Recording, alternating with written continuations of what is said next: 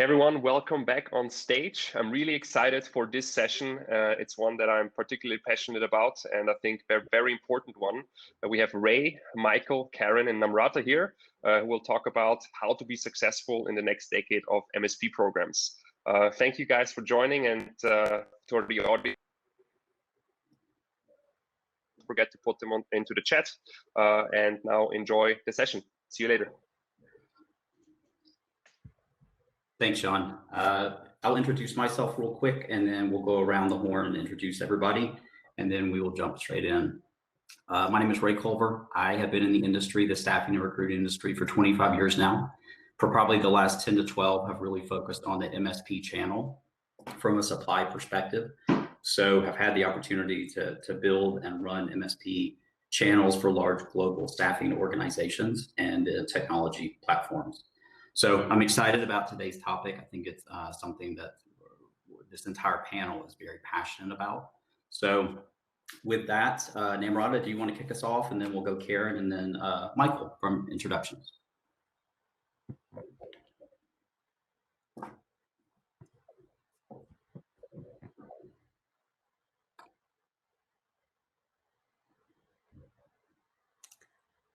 Hey, Namrata, we can't hear you. Yeah. One sure it is. Just me. We still can't hear you.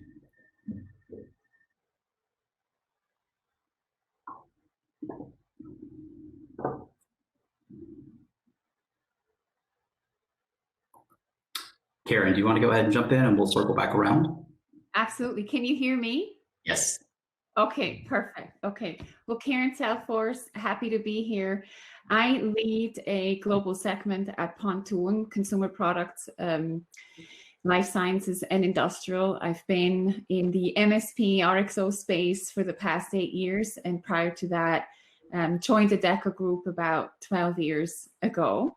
I'm today based in Jacksonville, Florida, and am absolutely passionate about the topic that we're going to speak about today. So I hand over to Michael. Great, thank you, Karin.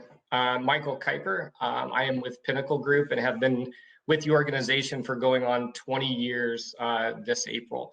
I lead our practice on the MSP side and focus mainly on the strategy and operations within our customers. Have a heavy passion when it comes to data analytics, supplier diversity, supplier growth, optimization. And I'm very, very happy to say that this is probably the first time I've put a jacket on in about a year. It does fit, which is great. So I think I'm on the right track there. But very, very happy to talk with everybody today. Hope for a lively discussion on how MSP programs are going to be moving in the future, and look forward to it. That is perfect. So Namrata, she had to jump out. She's going to jump back in until we can get her audio fixed. We'll go ahead and set this session up just a little bit while we wait on her. The title of it, How to Be Successful in the Next Decade of MSP Programs. Some of the things we wanted to focus on today was, how do, if you're an existing supplier within the MSP supply base, how do you retain your spot? How do you continue to grow with the MSP partner? If you are not in the MSP supply game, as of today, how do you break into it? How do you get into it? So really wanted to focus on that. Wanted to talk about some of the emerging kind of trends or the emerging kind of wants and needs that Karin and Michael and Namrata are seeing from the end client. Also wanted to talk about how both MSPs and suppliers are leveraging technology. Because today, so many of the sessions have been about technology and tech stacks and online staffing and things like that. So it's like, okay, with everything that's in the market today, all the platforms that are coming up, all the different tech solutions, what is this panel seeing being used, and what are they seeing being asked for that's maybe not being used today, and what's going to be next on the horizon?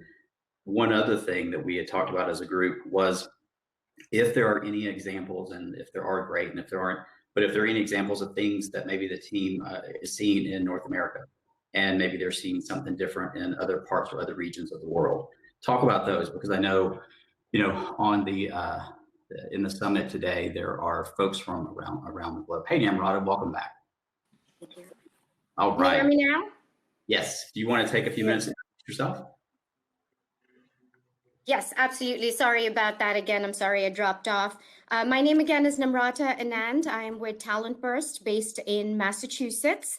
I have had the good fortune to work with a number of large MSP programs over the past 16 years. And I'm thrilled to be on this panel with Ray, Karin, and Michael to talk about the next generation of MSP programs. Thank you. Perfect. So with that, we'll go ahead and jump in. We have probably 3 to 5 questions that we as a group have talked about individually as well as talked about together. So I think these questions are such big questions that it will easily take us down a lot of different paths here. The first one that I wanted to ask the group, and I would love to get everybody to kind of weigh in, 5 to 8 years ago, the buzzword was strategic. If you're a supplier, you need to be a strategic partner. I was very fortunate that I had good MSP partners who kind of helped me to fully understand, what does that mean? Because that's a big word. And it's like, okay, what exactly do you mean? What are you hearing from your client? It seems like the buzzword today is innovative. So you need to innovate. You need to be an innovative supplier partner. So I figured we would start this session off by kind of hearing from the industry experts on this panel to say, what does that mean? Because it's a cool word, it's a big word, but what does it mean from an MSP partner? What does it mean from a supplier partner? And with that, Karin, do you want to kick us off? Yeah, sure. If I look at our clients today, our clients are hungry for innovation. Our clients are adopting, remote onboarding and technology, and they're asking us to be even faster to fill their open requisitions. And so we need innovation from the suppliers to help us be successful on behalf of our clients. And I'm thinking specifically, obviously on sourcing as one of the key areas. So, today technology is no longer an option, it's a must. And so we need to work with partners on the supply side that use innovative tools, for instance, to make sure that they vet candidates properly, that they bring us the best candidates with the best quality, fastest. So use assessment tools, for instance, just to name one example. So candidate attraction, candidate experience, sourcing, speed, quality. That's what we mean when we hear the word innovation, and that being critical at the end of the day. And because our clients are asking us for it, that's really the driver. Perfect. Michael, what does it mean to you? Yeah, I think just to build on what Karin was stating, it's very accurate with the clients from our side. And I think, Ray, you put it in a good way as far as like, what is innovation? It's a lot of times it's not necessarily the technology components that organizations are using. And that's what Karin was saying about it is a given that we're requiring for them to do that. I think on the innovation component, a lot of what we're seeing is the way that we're adapting our distribution or delivery models for our customer is more upon the accuracy of the submissions, right? In terms of, you don't have to be always the quickest, but we need to be the most accurate in terms of the candidates that are being presented. And so we stress patience, but stress accuracy. And so what are the tools that the suppliers are utilizing in order to identify the candidates within the marketplace, and knowing that those candidates are a good match for our customers? So we're very open when it comes to data, descriptions, potential skills that'll be utilized, not only at the existing time, but also within the workforce planning that we do with our customers. And I think it is, AI applications to be able to identify candidates, picking off candidates from additional candidates or our clients that are within the marketplace, that they can pipeline and be ready for it, because if the candidates are vetted and identified, they can be submitted in an accurate fashion at that time. Perfect. Yeah, that makes total sense. Namrata, what are your thoughts? Sure. And, I was really fortunate to attend the session prior to this one. I believe it was the technology stack of the future. And I couldn't agree more with, Robert, Lauren, Maurice, all of the speakers on that panel, as well as with yourself, Karin. I believe the impetus on technology is really going to drive how us as staffing suppliers are going to service our customers at the end of the day. There's talk about transformation, there's talk about integration, there's talk about how we can partner with other technology partners to build out services, not just for our customers as far as providing talent, but also in order to create a customer experience or a candidate experience.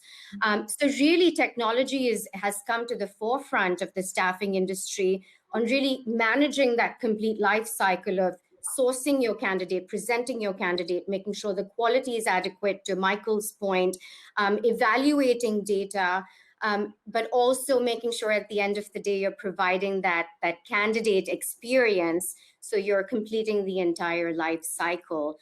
So I will again piggyback off, the need for technology as we move forward, but not just technology in sourcing, but technology in data management, technology in resource management, as well as in candidate experience.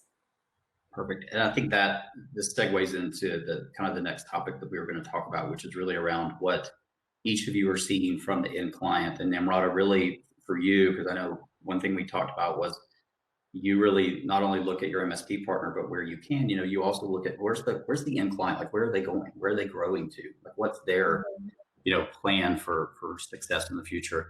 So what are some of the emerging trends, wants, needs that you all are seeing from your end client? Like what are they asking for? And I'll kind of throw a caveat before we get pretty deep in this. What are they asking for now?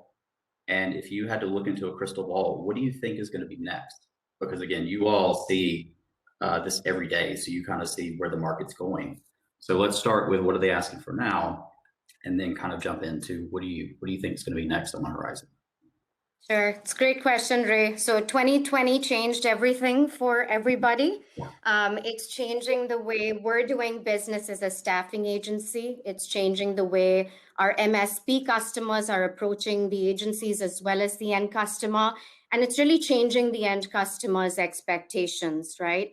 One of the core things we've realized, if we were to say crystal ball or where are we going from here, is no, not just your MSP customer, but how the end customer is really transforming, right? We've had MSP customers that came to us in 2020 and said, you've been an outstanding partner, but this is how my customer's changing now with all of the impacts of this global pandemic. And what can you as a staffing supplier do for us to respond to the needs of the end customer, right? So to be upfront and know what your capabilities are is important. To engage in conversations with your MSP partner about what they're hearing, what they're seeing out with their end customers, and figuring out how to really partner in terms of how we're going to deliver that end impact to the customer at the end of the day. So I think that those expectations are continuing to grow. It's not just about being, a staff augmentation firm or providing top talent, but it's how are we growing with the customer and addressing all of those talent changes, either at a very granular level. When I say granular, I would say, an essential business like manufacturing, huge impetus 2020, 2021 moving forward, as well as at a global scale. So those are some of the changes we're seeing coming in, where our MSP partners want to talk to us about global capabilities, but they also want to talk to us about our niche capabilities and how we're at the end of the day going to add value or impact to the customer. Perfect. And I think that's a perfect time to jump over to Karin. Because Karin, you and I, when we talked, one of the things that you talked about a bit was this global, like if we can be a global partner, a global staffing partner. So I'll kind of pose the same questions to you, knowing that you're probably going to go down the global path a little bit. Is that Yeah, you're absolutely right.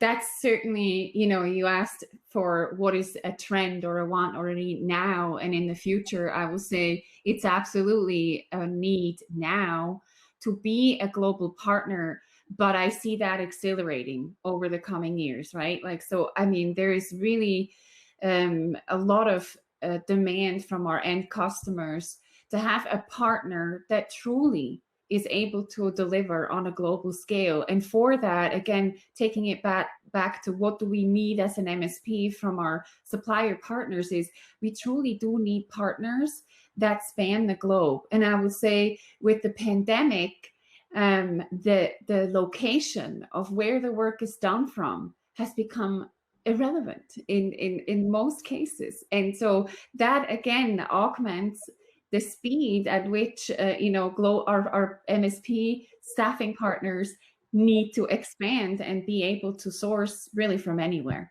One other topic that I wanted to bring up here in terms of needs from clients now, in that obviously with whatever's happened in 2020 has come out, is this ask to the MSPs to source diversity and inclusive talent. And it's not just that, okay, how many millions of the spend is diverse? It's really down to the candidate level. And so partnering with, the right supplier partners that are able to source diverse talent, that is absolutely critical for us. And I mean at the candidate level. Those are two topics I wanted to bring up, and then one that I believe will just continue to accelerate is this notion of sourcing for any talent. It's not just about sourcing for contingent labor and all its different nuances, but it's permanent. It's everything, right? So total talent, that is a buzzword now. I will say I believe there are few true total talent programs out there. And so I see us progressing on that path. And for that, we also need the right partners to be successful. Makes perfect sense. Michael, what are you seeing from y'all's, from your clients? And yeah, I think when you speak about clients, especially from the supplier standpoint, there could be up to three or four different clients that they have to serve within an organization. It's the business unit within itself, it's procurement or the stakeholders, it's the MSP, and in some cases, it very well could be supplier diversity. And so, to Karin's point and Namrata's point, in 2020, everything really changed because the wants and the needs or the agendas of the organizations had to adapt so quickly, whether it was a savings focus, to Karin's point on diversity on the candidate population, which is very interesting within itself, because that is such a need at the moment because of the conversions that take place within contractor programs to full-time, that ability in order to find diverse candidates to make the transition from that contract to hire can have an incredible impact to an organization. So in terms of emerging, we're definitely seeing that as well. But yeah, I mean, I think looking at it in the different stakeholders in terms of what they were looking for, dynamic and adaptive behavior by the suppliers to be able to push and pull or find the talent that's needed at a moment's notice. And at the same time, I think it's just being aware of the market conditions and what procurement's opinions, or not opinions, but their goals are at that time. Of if we're finding somebody in my hometown of Little Gibbon, Nebraska, it's not as expensive as New York. And so you should probably price it accordingly for that particular role. And so just being more aware as far as the goals of the organizations and of who you're working with. I think for me, that was that really came to the forefront more in 2020. Okay. Namrata, have you, from a supply perspective, have you seen MSP partners continuing to Michael's point, Karin's point, not only focus on just diverse end, but getting down to the actual candidate level? And we need to increase diversity at that point. Are you seeing that across programs?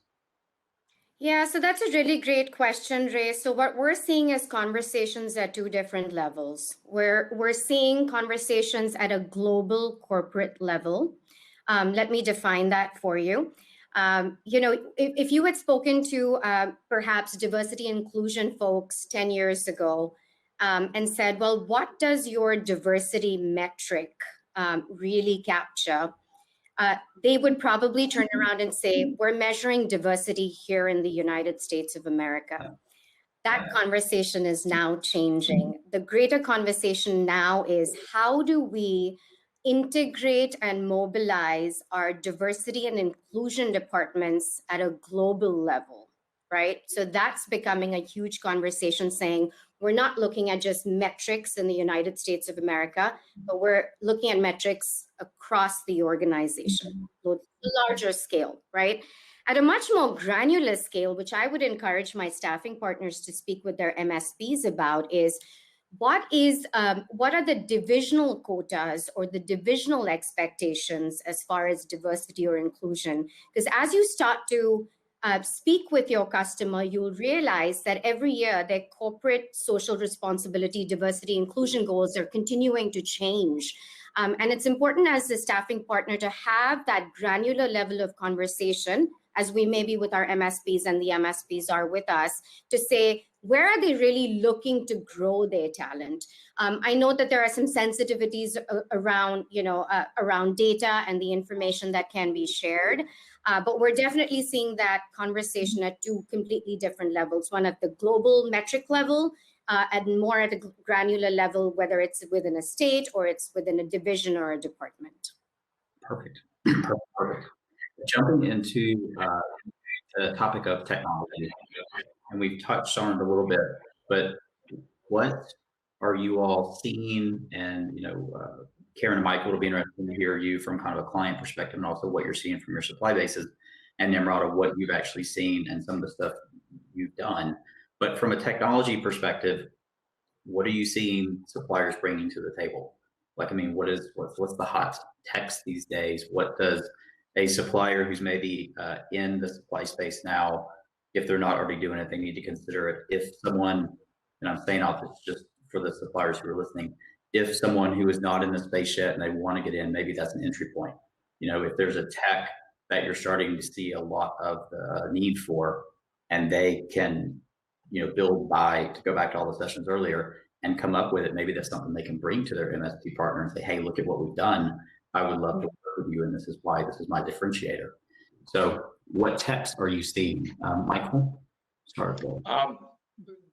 A lot of drive within the security, mobile spaces, as well as creative. Those three, I think, are obviously so closely tied to one another that we're seeing an influx within that. But within the emerging skills that take place, obviously the candidate identification from the suppliers needs to be so incredibly accurate, and it's so incredibly competitive. Even going back, Ray, to the first question you talked about when it comes to innovation. Innovation, in my eyes, is even down to the level of how our suppliers retaining their contractors on a consistent basis, so they can have a consistent product in which they're providing to their clients. And so within the space on the tech side, I would say that those are probably the three main spaces in which we consistently see. Now, as far as how they're identifying the candidates, obviously there are, the testing tools that are out there to be able to help narrow it down, utilize those obviously within the program as well. But I think when it comes on the technology side, the focus should still be on some of the core values that you have as a supplier to be able to still deliver, right? I think some of the hot skills that are taking place, yes, you want to get into those, yes, you want to cover those, you want to do everything you can for your client, but don't take your eye off the ball, on the other categories as well, and do as efficient as you can, because a lot of the times those technologies will spur a lot of the additional requirements that may not necessarily be the most attractive on the title side. But if I would narrow it down at the current time with our customers, definitely security, mobile, as well as creative. Perfect. Good deal. Namrata, what have you seen from supply perspective, that your MSP partners are asking for, and ultimately the end client's asking for? Yeah, I think to some of the previous conversations we've had, Ray, the investment in technology as far as sourcing quickly, going out to market, being able to garner attention, just again, looking at the competitive landscape within the contingent workforce and staff augmentation space, that's becoming very critical, not so much from an MSP or end client perspective, but just something that's becoming more critical for staffing suppliers. But going back to Michael's point, just keeping your eye on the end product, right? Because we can go out to market and we can secure as much talent, but if we're not making sure that that talent is not just technically sound for the customer, but also culturally acceptable to the customer, then we're really not going to be successful at the end of the day. We're seeing our customers coming to us more and more, talking to us about the candidate experience. They want to know how often we're talking to our candidates, how in touch we are with them. Are we communicating? What are we hearing? Are we getting feedback about the end customer? Are there actionable items? And to that point, I feel that the investment in technology as far as actually managing that candidate experience and that communication is going to become more and more critical. The need for data has been a conversation. It's just a continuing conversation. And I think, a differentiator for agencies is really how you're collecting data and how you're willing to proactively present that data to your MSP customer, right? It goes back to how do you add value to the MSP and to the end customer. So we're seeing a lot of conversations about data accessibility, EEOC data, going back to diversity. And then to Michael's point, privacy as well has definitely been, security and privacy has been a big conversation as well. And just to touch on, because I know this, I think they've talked about this in a couple of sessions earlier today, but everything that you've talked about, sourcing, candidate experience, data, things like that, there are technologies and platforms or technology solutions in the market today. So, if you're a staffing supplier out there, it's not necessarily about you need to build these things. I mean, there are partnerships to be had. So if you don't have these things in place, definitely start to look around and see where you can partner and find a solution that's already built in market that, you can bring along with you. Karin, what are you seeing from your programs? Yeah, so first of all, I really echo what Namrata is saying about the importance of the candidate experience. I mean, this is absolutely critical when I speak to our clients, right? Because at the end of the day, it's their reputation. And so they're really interested to know that we make sure that the candidate has a good journey in this whole process. So I fully echo that. And so, what am I seeing? Obviously, we're seeing the suppliers make use of automation around first engagements with chatbot technologies or candidate engagement tools like Maya, right? That, like, just to name a few. So that's certainly really key, especially also if you're dealing in the, high volume blue collar space. You really need to automate and make sure, you cater to the target audience with easy access, with mobile, etc. I'm also thinking about, again, coming back to optimizing sourcing. So programmatic advertising is definitely also key, but making sure you spend those dollars in the right places and with the right words, etc. And then I mentioned that earlier, assessment tools to increase the quality of candidates that you select on the supply side. Like Glider is a technology that comes to mind, or then obviously video interviewing, right? Like that's become absolutely critical in today's world, and obviously lots of technologies out there. So just goes to show there's a huge array out there. I find it interesting, running both RXO programs and MSP programs, which I'm very conscious this is about contingent, but just to say the technology stacks that we use to attract permanent labor has swapped over, in many instances to the suppliers that source the contingent talent. So that's interesting, right? And this whole, again, the pandemic has accelerated these trends. Yeah, that makes perfect sense. And again, just to touch back on everything that you just talked about, all of those types of technologies and platforms, they're in the market today. So I mean, there's a lot of them. So I mean, you can find which ones work best for your organization and your roadmap and partner. So they're definitely there. So couple more questions, and we're coming up on time, but I think we can go a little bit longer. And then if anybody has any questions, pop them into the chat, and Jan will make sure they get to us. But so the next question, with so much supply-based optimization and consolidation happening, how does an existing supplier partner really stand out? I mean, going above and beyond just, providing candidates to every rec or a number of recs or that type of thing. So that's what you should be doing to even stay in the program or be in the program.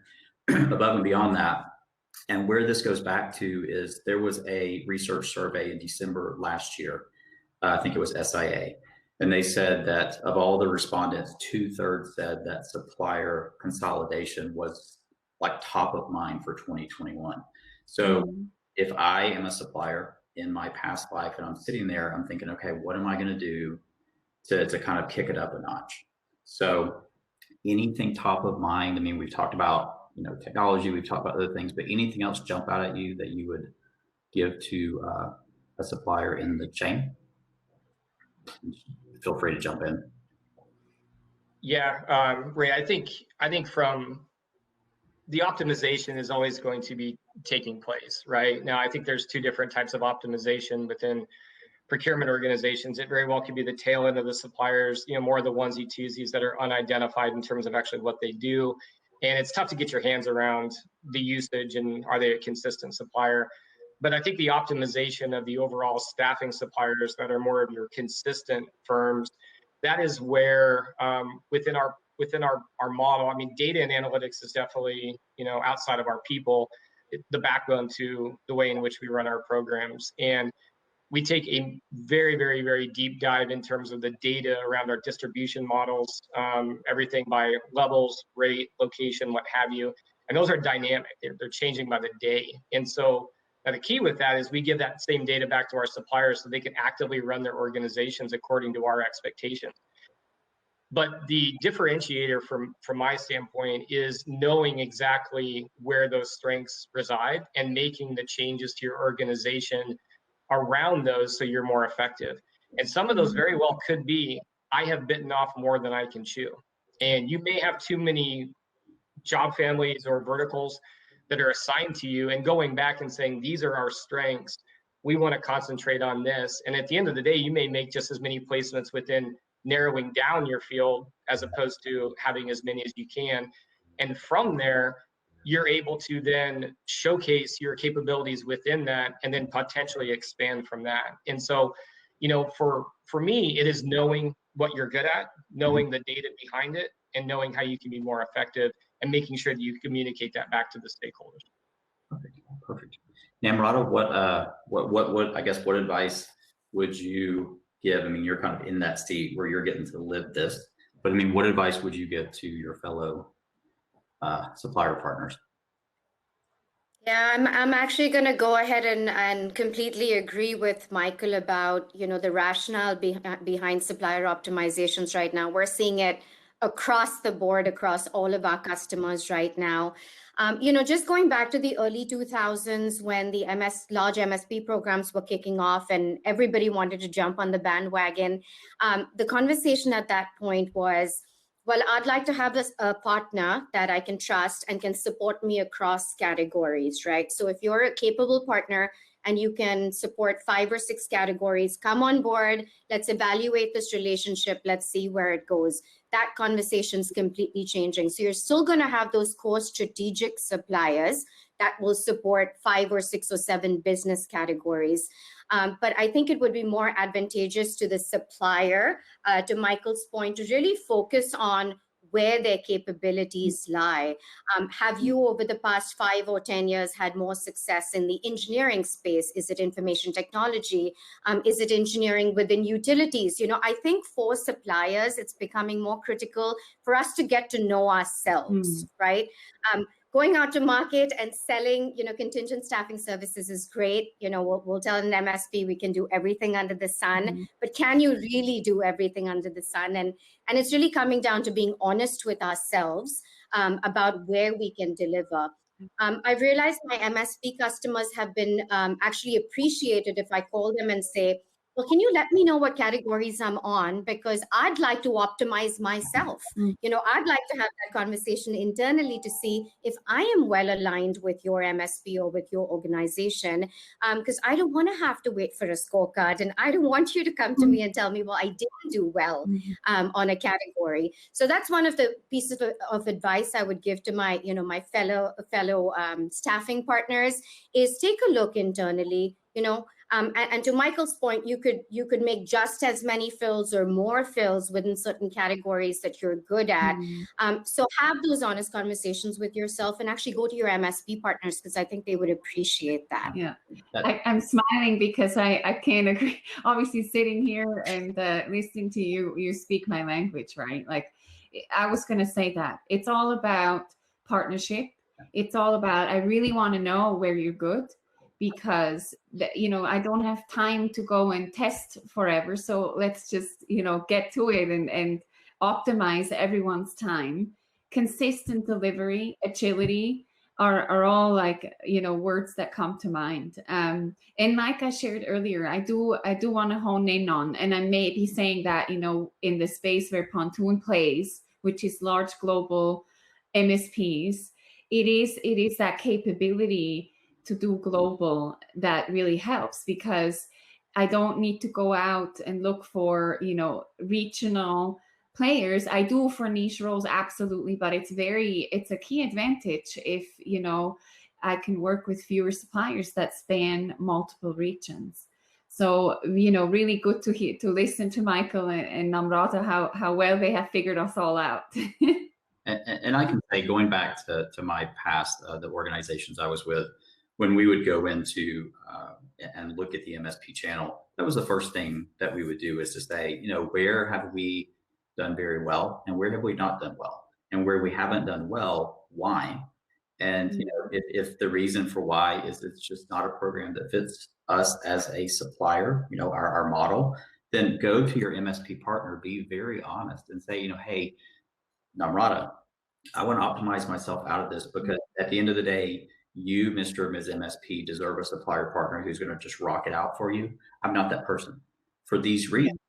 And, down the road, that builds such a trust level with your MSP partner, because you're really being honest with them. So that's a great piece of advice.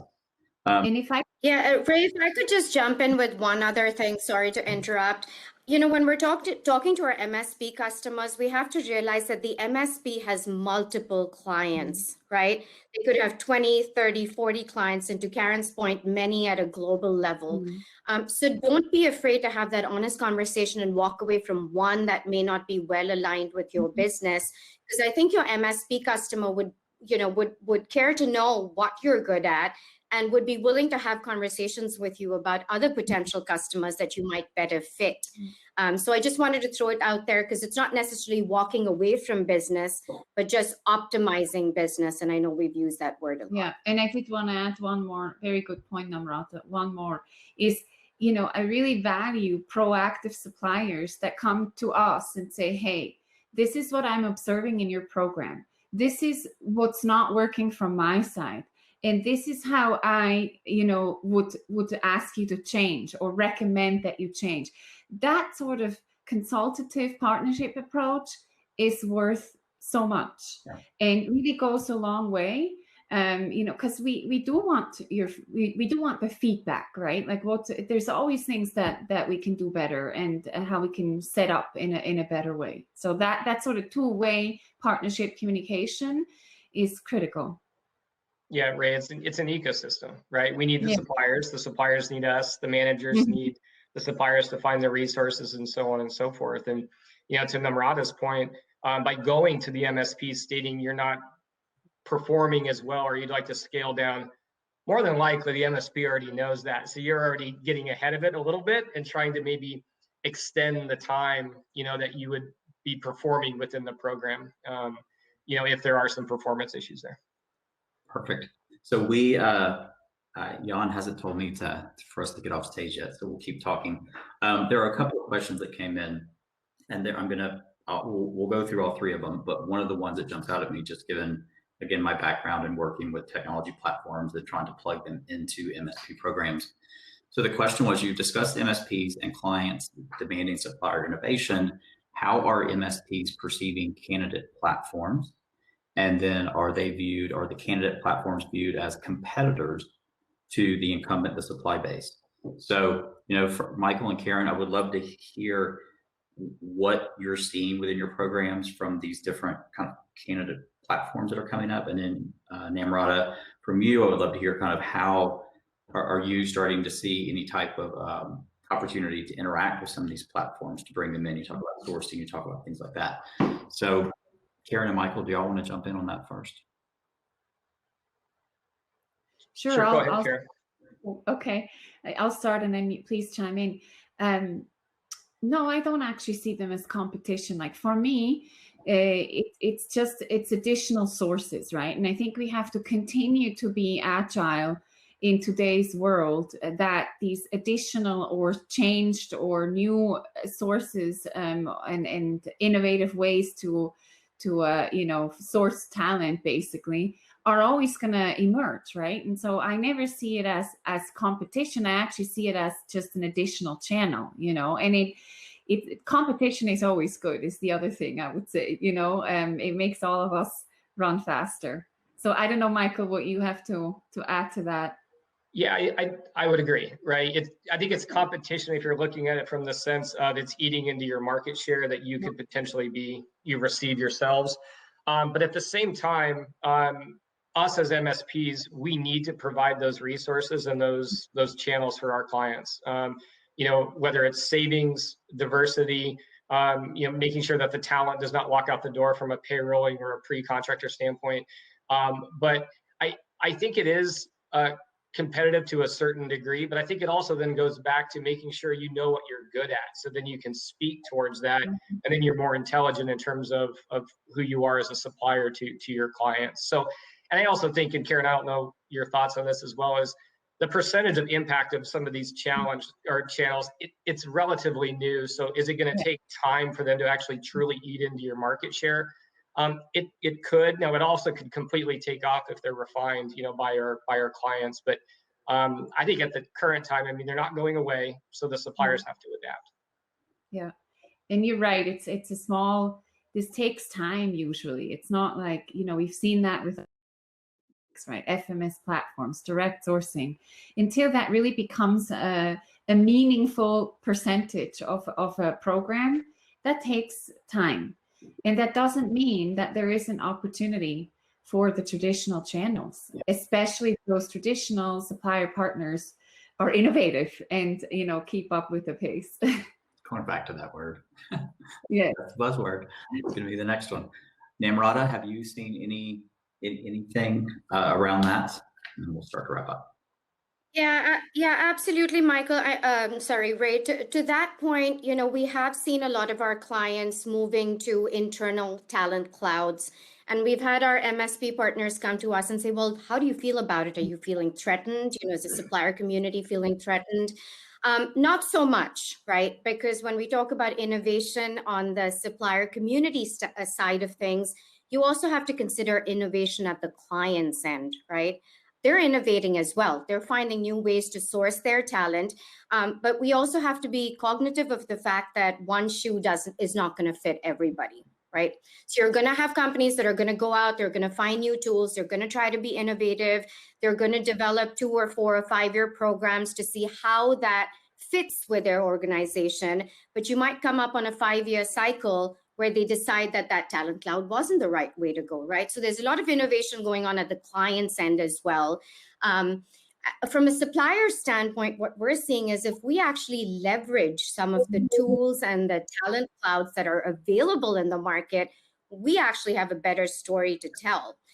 So we have clients that come to us, again, MSP partners, just because we have, long-standing relationships, and they'll say, well, we know that light industrial is really not your thing, but we're struggling in this particular space. You've been a great partner. What can you do for us, if anything, right? Let's have an open conversation. There's an opportunity there to go out to market and see, are there tools and technology that can help you access, a candidate pool, for example, in that market?